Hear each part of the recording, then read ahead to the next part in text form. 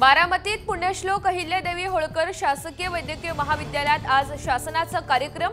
शरद पवार आणि अजित पवार सुप्रिया सुळे यांना निमंत्रण नाही, ट्विट करून सुप्रिया सुळे यांचं टीकास्त्र। शेतकरी नेते रविकांत तुपकर यांचं शिष्टमंडळ आज उपमुख्यमंत्री अजित पवार यांची भेट घेणार। शेतकऱ्यांच्या विविध प्रश्नांसाठी तुपकर आक्रमक, काय तोडगा निघणार याकडे लक्ष। लाडकी बहीण योजनेचं काकणभर का होईना जास्त योगदान एकनाथ शिंदे यांचंच, माहितीत पुन्हा श्रेयवादाची लढाई।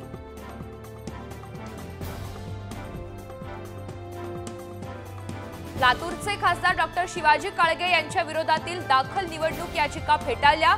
सक्षम अधिकाऱ्यांनी जातीचं प्रमाणपत्र दिल्याचं हायकोर्टात ग्राह्य।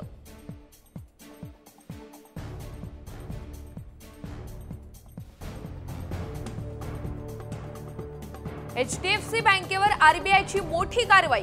बँकेचे आदेश आणि मार्गदर्शक तत्व न पाळल्यामुळे ठोठावला दंड।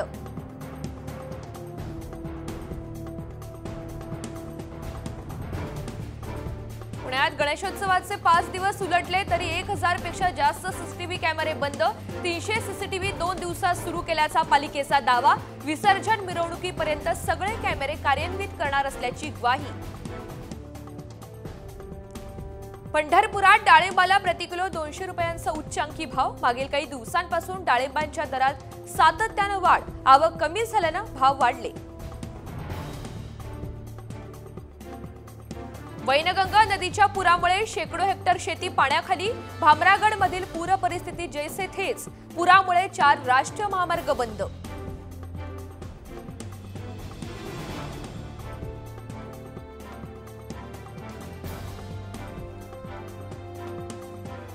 गणेश गल्लीतील गणेश भक्त उत्सव साजरा करत असताना झाला अपघात।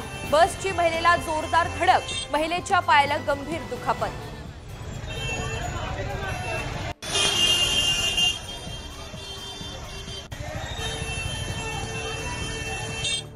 तळकोकणात गौराईचं मोठ्या उत्साहात वाजत गाजत आगमन।